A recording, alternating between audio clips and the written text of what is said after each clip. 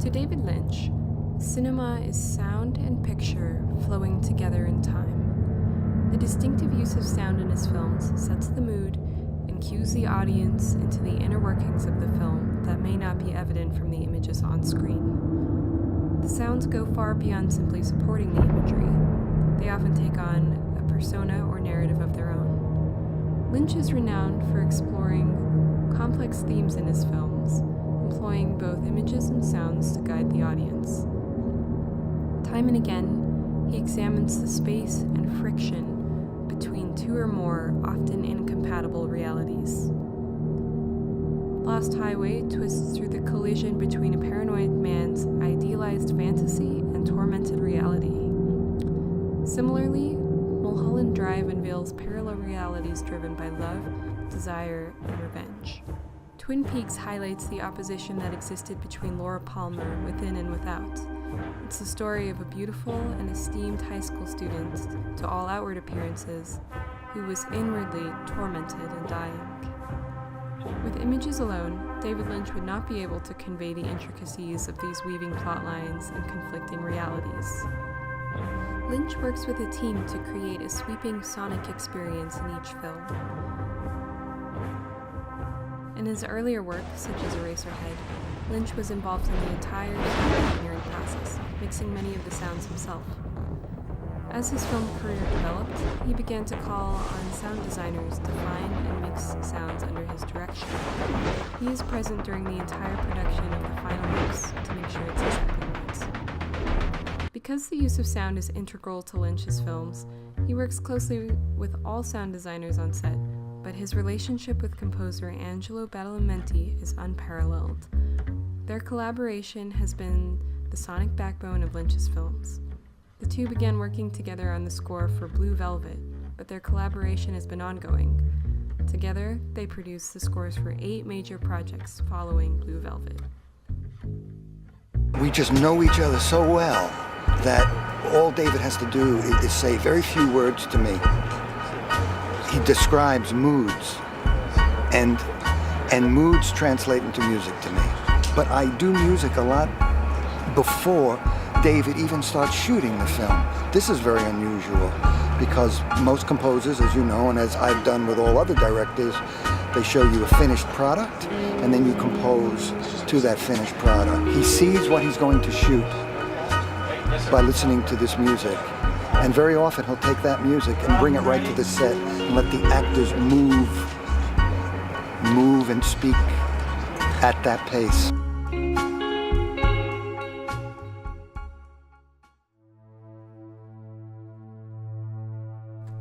The entrancing score of Mulholland Drive establishes themes and motifs in the film by setting the atmosphere, alerting the audience to hidden subplots, and demarcating characters and their emotions. The Mulholland Drive theme, this was before David even started shooting anything. We were in the studio in New York doing another project, and David said it should be a sad but beautiful darkness. And, you know, a little ominous, and also should have Russian feelings. Well, it's kind of interesting, you know, sad, beautiful, and Russian. And there was a synthesizer in the room, and the engineer, and I told him his name was Artie Polemis, and I just started playing.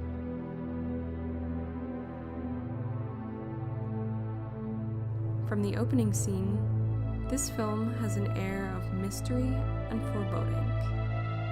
The second parallel story with Diane and Camilla gives a tragic context to the romance of the first. With no beginning or no end, the score flows in and out of itself, underscoring the disorienting and amnesic quality of time felt by the characters and audience.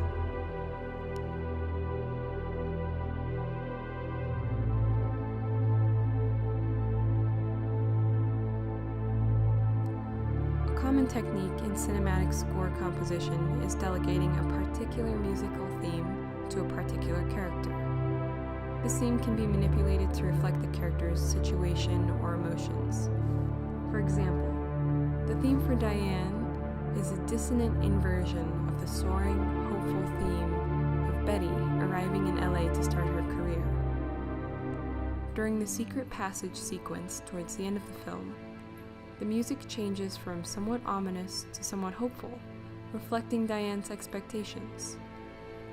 A beautiful string melody swells over sustained, majestic brass harmonies. Still, there's a musical undertone of tragedy that is constant throughout the scene and the film. No matter which musical theme is prevalent at any given moment, there's always a thread connecting back to the film's main score.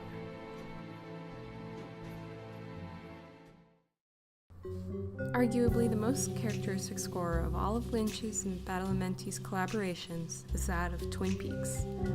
Because the series spanned across 2 seasons in 1990 and 1991, Badalamenti was able to compose musical themes for far more characters and even locations than is possible for a feature-length film. Audrey Horne's theme complements the spacey seductiveness of her character. Another theme embodies the romance between James and Donna. But perhaps the most critical character theme is Laura's. Because she is a main character who's not present outside visions, flashbacks, and trips to the Black Lodge, the audience's perception of Laura's character is largely shaped by the music associated with her.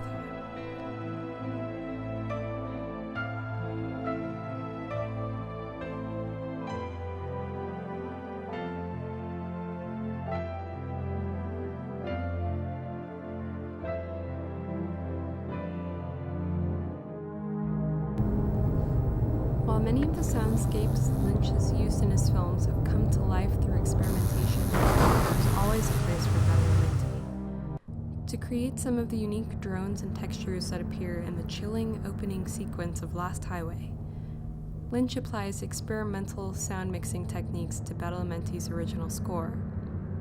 He took recordings of the score and employed techniques like placing microphones inside bottles or lengths of plastic tubing to capture a unique sound. In this way, the score for Lost Highway begins to take on its own narrative persona.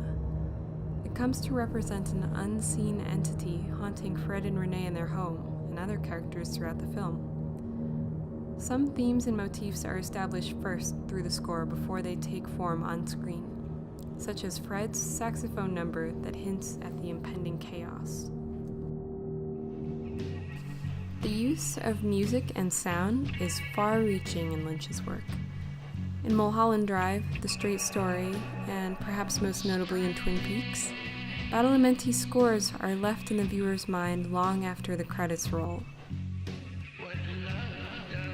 The cinema of David Lynch is a fastidious dance between picture and sound. These sonic elements act in a number of ways, from setting the tone of a scene, to guiding the audience through intricate plot lines, to embodying characters and their emotions. This is possible in large part because of the unique and long-term relationship Lynch has cultivated with Angelo Badalamenti. Through collaboration and experimentation, Lynch, Badalamenti, and the sound designers have achieved some of the most striking auditory effects cinema has to offer.